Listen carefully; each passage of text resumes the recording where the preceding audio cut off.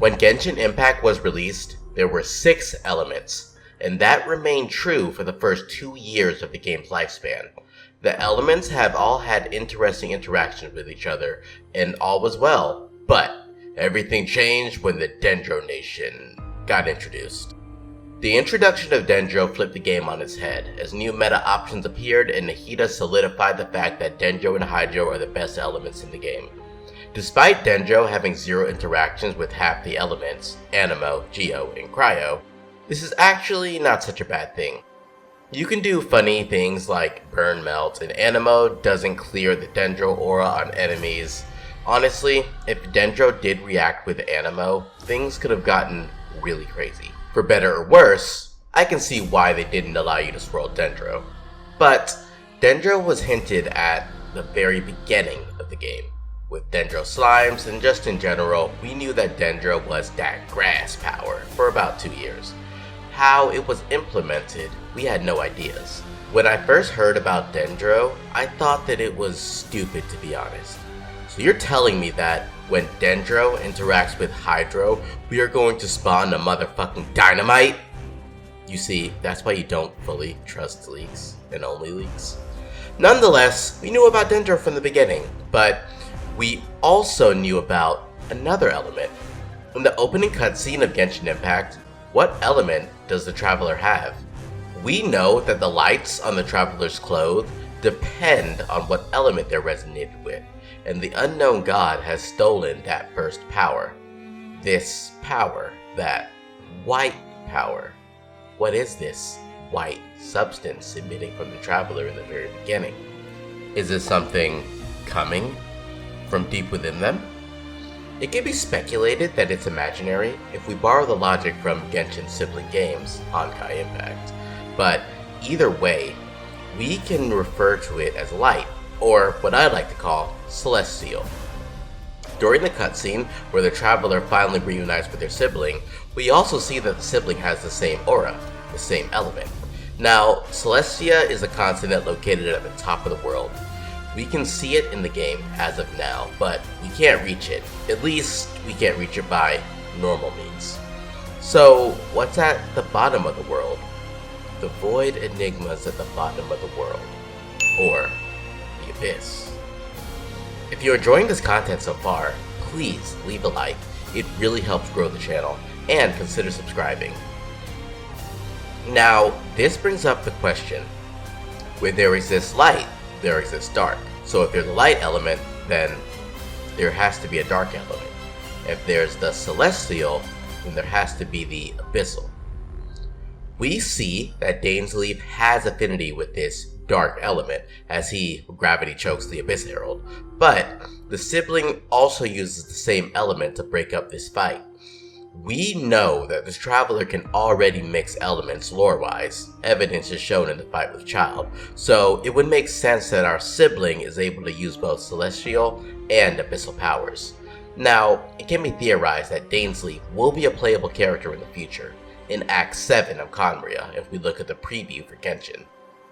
I think that Dainsleif would be the first abyssal character, while the Traveler would be the first celestial character. Dainsleif had quite a few interesting things to say regarding the ending of Genshin Impact. This was teased in the preview released at the very beginning of the game, outlining the roadmap for Genshin. Some say a few are chosen and the rest are dregs. But I say we humans have our humanity. We will defy this world with a power from beyond. You who has set foot in this world. Your journey has reached its end, but one final doorway remains. Step forth if you have understood the meaning of your journey. Defeat me, command me to step aside. Show me that you are worthier than I to rescue her. Then, the threads of all fate will be yours to reweave.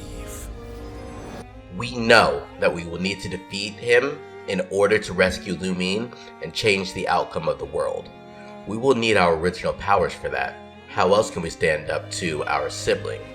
Lumine has already went through this world once, as we see here. She has been through the Abyss, khaenri'ah, and has traveled all throughout Teyvat. She knows all of the secrets of the world and has unlocked each of the powers. We don't know her main goal, but what we do know is that she wants us to travel the entire world and finish our journey, and then all will be known. It wouldn't make sense for us to not regain our original powers at the end of the journey after all. This brings us to the next topic. Fontaine's Penivma and Usia. These are the hints to light and dark elements already. I haven't done a deep dive into the Fontaine lore yet, so from here on this is only speculation. But we know that the Traveler has Penivma alignment, holding up to my belief stated earlier.